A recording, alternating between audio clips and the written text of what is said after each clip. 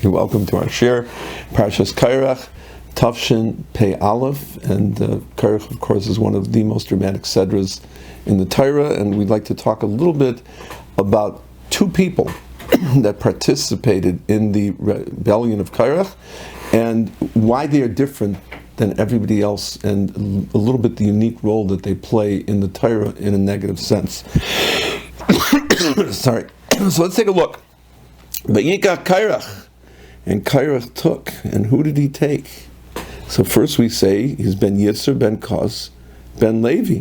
Of course, we don't send him back to Yaakov. We know that Yaakov davened that he should not be part of his yichus. He doesn't want to be mentioned in this terrible machlekes of Korach. And Dasan Vaviram, Bnei Eliyav, the sons Dasan Vaviram, the infamous Dasan Vaviram, and Oin Ben Peles, Bnei Reuven. So Korach knew that when you want to make a rebellion, you don't do it by yourself. You have to have people. You have to surround yourselves with others who are going to be there as part of this rebellion, especially because it says that why did Korach do it? Because he was jealous of his position that he didn't get, of Elitzaf ben Uziel, and he felt that it came to him to be the Nasi, and he didn't get it, so he was jealous. So he wanted to make a rebellion. But if we take a look at what he said and how the rebellion played out, it's very, very unusual. And the two people I want to talk about, as you might figure out, was Dasan Vaviram. Who are Dasan Vaviram? How did they get to be part of it? Korach, we know, was part of a jealousy. So Rashi says, in that same Rashi, and before, Rashi says that they were from Shevet Reuven. And Shevet Reuven was on Teimana, was on the southern side, and Korach belonged to the Chelik that was on the southern side. So they got involved. Oy l'Rosh, oy l'Shchenim. And it's mashma that the Rosh was Korach, from Rashi, and the Shchenim were Dasan Vaviram. So Dasan Vaviram became part of it because they were near them, so they got sucked into it. So we understand where Dasan Vaviram came, and maybe it was even greater, as we know that the Bnei Reuven were jealous because they had lost the Bechira, and Levi became the ones. So there's a jealousy there. Okay, but what was Korach? What did he want from Dasan Vaviram? Where did he see Dasan Vaviram playing part in his rebellion? Because he had all the 250 men. It doesn't mention any of their names. It doesn't mention names of other people who were part of his rebellion. Obviously, there were many, and he mentions Dasan Vaviram. What was there? So I'd like to share with you something. It was a beautiful story that everybody knows, famous story with the Sfas Emes. It says that the Heilige Sfas Emes, the Ger Rabbi, when he was a kid, when he was young, he was an incredible masmid. Incredible masmid. He used to sit and learn day and night. So one time, as a bacher, he stayed up the entire night learning. Mishma night, Thursday night, probably. Stayed up the whole night learning.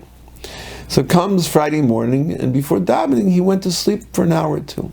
Of course, everyone knows in Ger, they get up very early and they learn what's called fartugs. They learn before davening. They get some mikveh. It's a whole avodah that bids mekim some davening. They learn then. And his father, his grandfather, the Heilige Chedush Arim, came along, and he saw that he's sleeping. Sfas Emes is sleeping. Couldn't believe it. It's already 5:30 in the morning, 6 o'clock. What's he doing sleeping? So he wakes him up, and he gives him musar. And he tells him, it's not right. You can't sleep. You have to give it to Avodas Hashem.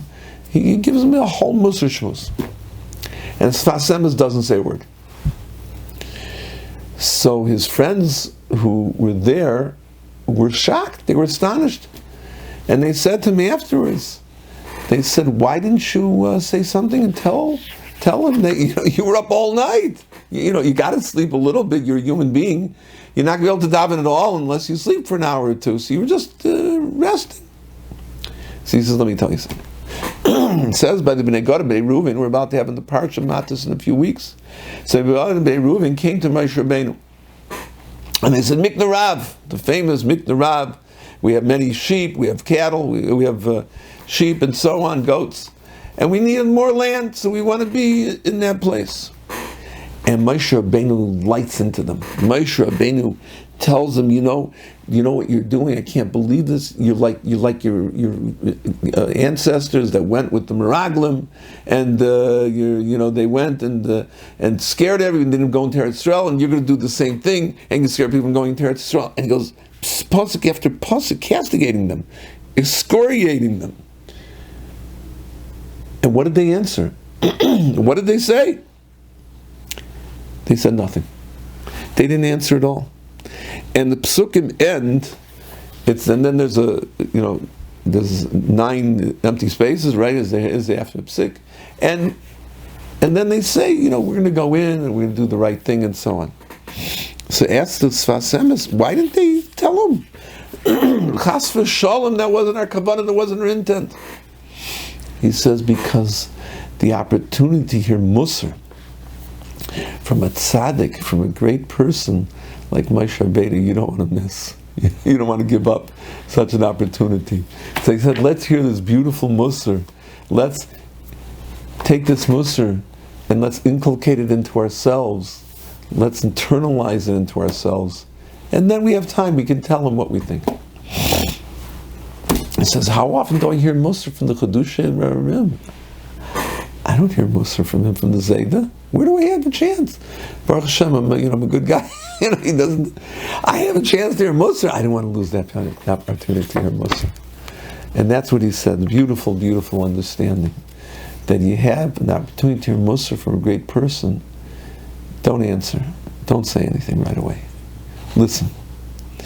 And I was thinking that if you take a look throughout the Torah, the Bnei Yisrael heard Musar many times from Moshe Rabbeinu, and they never answer. And if they do answer, it's to say we're sorry. The Egel Azav, Moshe Rabbeinu tells them, Mamish, ooh.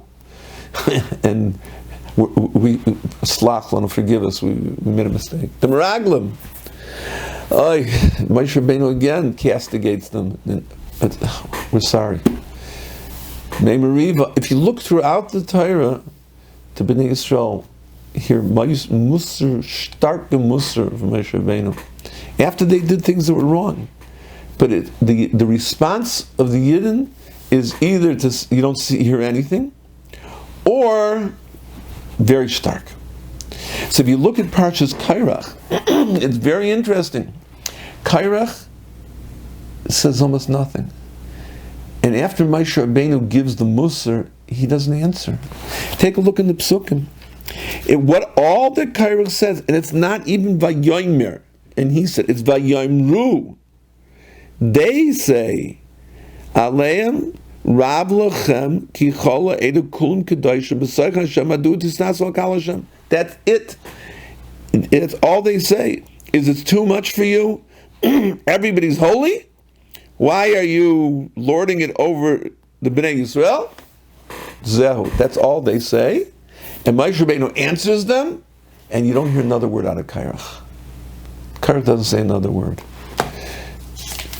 Just like Klal Yisrael throughout the Torah, throughout Midbar, the Klal Yisrael doesn't answer. They either don't answer, or if they answer, it's with a "I'm sorry, forgive me," or an explanation. But there's never a kas answer, except us above here. They're the only ones who answer back in a chutzpahdik way. And it goes all the way back to the beginning, when Moshe Rabbeinu kills the Mitzri, and he comes the next day, and he says they're fighting with each other, and we know that whenever it says Nitzim and Tzavim, it's Dasim Bamirim. And what did they answer? And he says to them, Loma Sakariacha, why are you hitting your neighbor? So they should have stopped. And wow. And they said, Moshe's right. Why are we hitting each other? Moshe, we're going to do tshuva. We feel bad. What did they say? Halarageniata. You're going to kill us like you killed the Mitzri? And Moshe Rabbeinu says, and he has to run away. What's going on? Because Dasan Baviran had it out for Moshe. And I heard that one of the things is that Moshe, and not only Moshe, but all the Leviim, and perhaps this is a little bit of where Dasan Baviran came from, but they didn't handle it well, is they felt we are the taskmasters. Remember, they're the ones who were the Jewish subservient, and they protected the Yidden, and that's why they weren't killed during the Makas Chayshik, even though they were Shayim. And that's why they had a separate Kriyas Yamsuf, according to the Medrash, that they went out separately. They had Nisim done for them because they protected the Jewish people and they took the blows of the Jewish people. And they said to themselves, who is this Moshe Rabbeinu? Who's Moshe Rabbeinu who lived in luxury in the king's palace while we were getting hit by the Mitzrayim, while we were being killed by the Mitzrayim, while being tortured by Mitzrayim? There was a sinna. There was a feeling of anger toward Moshe Rabbeinu, and really toward all of him, in that sense. So Dasam Aviran, though, if they were Eidla mentioned, they would have kept it inside. They realized this is the Ratzon HaKadosh Baruch Hu, this is the Ratzon HaBayrei, and that was it. But instead they answered always with chutzpah. So this explains why Korach had Dasam Aviran were sort of the spokespeople. They were the people who were going to stand up to Moshe Rabbeinu and talk back. Korach would not talk back to Moshe Rabbeinu. Korach didn't answer, didn't say a word. But what happened, Nebuch? Moshe Rabbeinu knew this, and he knew that they're the ones, they're the, so to speak, the instigators. With now they call community organizers. They were the agitators, and they used to call them agitators. They called them community organizers. So he went out Dafka to Dasam Aviram. He didn't go to Korach. He went to Dasam Aviram, and he tries to placate them. But Yisrael Moshe Likrila Dasam Aviram, B'nei Eliyav, Vayomru, and he didn't even. Moshe didn't even say anything. And right away again with Chutzah Yom Alay Nala. You can cut our eyes. We're not going. You want to take us to Eretz Zavaska? You want to take us from an Eretz Zavaska of love and Davash? I mean, it spoke an incredible chutzpah. Dasam Aviram. So Dasam Aviram, instead of reacting like Yidden are supposed to react, as my Mother Hashem used to say when I would sometimes perhaps react to when I shouldn't, the way I shouldn't have, Zog garnished, say nothing. So many times, there's a person gets musar, and he acts in anger because it's the gut reaction. You don't want to be critical. You don't want to be. So Dasam Aviram unfortunately had that terrible chasaron that they answered back. They didn't wait a minute. They didn't even wait for Moshe Rabbeinu to say anything. They already were like, they're ready to, have some people that they're so obsessed with their anger, you can't even talk to them. You walk in, you say hello, and then right away, boom, they're ready to get you. This is unfortunately Dasam Aviram. And with this speech, Dasam Aviram came to the end of their career. Unfortunately, their chutzpah had come to the point that they could no longer continue. And HaKadosh Baruch Hu, they became part of the people who died with Das Korach. This was Dasam Aviram. And Dasam Aviram's inclusion tells us an incredible lesson. It's an incredible lesson in how not to listen to Teichacha, how not to listen to Musar. And unfortunately, the Dasam Aviram response, if we can call it that, we'll call it the Dasam Aviram theorem of anger management. Dasam Aviram was ready to explode. I mean, it's not just that they answered, but every time it was with absaza, kas, and anger, upset, and so on. It wasn't, halor geniata, haina noshim named Tanakar. That was that's how you talk. So we learn from this a tremendous thing. We can learn from Korach didn't say anything. The Yidden didn't say anything. They were able to take Musar. And we can't. And Dasam Aviram couldn't. Dasam Aviram had to answer. And I think for us this is an unbelievable lesson. Unbelievable lesson we learned from Parshas Korach. The lesson of how to react when an Adam Choshev, when a parent, when a Rav, when an Adam Choshev gives Musar. Don't automatically defend yourself. Listen to my mother. Zog garnish. Say nothing. Think about it. You may still defend yourself. You may still say something. But it'll be with calmness, it'll be with a different way. There's a famous Bal Musar, I think it was Rabbi Lapiana or Rabbi, I don't remember who I had the story, that one of his kids acted up, and an hour later he gave him a patch. He said, what do I do? He says, remember an hour ago you ran into the street? He says, yeah, but why don't you patch me? He says, because I was too angry. I wouldn't have done it with the proper way. I had to do it where it's not out my kas, it's out the lesson I have to teach you. So I waited till the kas went away. So we, unfortunately, when somebody says to us something which we're unhappy with, we react immediately and we say things, and cannot always, those are the things that we regret having said. And then we end up having to apologize. This famous story I've told over to Rebelsky. The Rebelsky once went to Rebelsky's Zatzal, and I told him that somebody did me a terrible avla and said something very not nice, and I was really upset about it. So Rebelsky said, "Is he a good person? Otherwise, yeah, he's a good guy, but that's, maybe that's why it hurts so much." He says, "If he's a good person, you'll see he's going to come and apologize to you, and he'll spend the rest of his life apologizing." And Kachava, he was 100% right. The person apologized again and again, because he felt bad, because he'd lost his temper, he'd lost control, and then he said what he shouldn't have said. So that's something that we have to learn a lesson over and over and over. We have to look in the Seder and we have to say, Das Vavirim, and we look at it, we laugh, oh, Das Vavirim, we make fun of it, look at them. we all have a little bit of Das Vavirim in us. And it's an avodah. Anger management is an avodah. Answering back is an avodah. Accepting musr is an avodah. Accepting teichach is an avodah. That's what it says. Amisecha. You can only give teichach to somebody who's part of the am.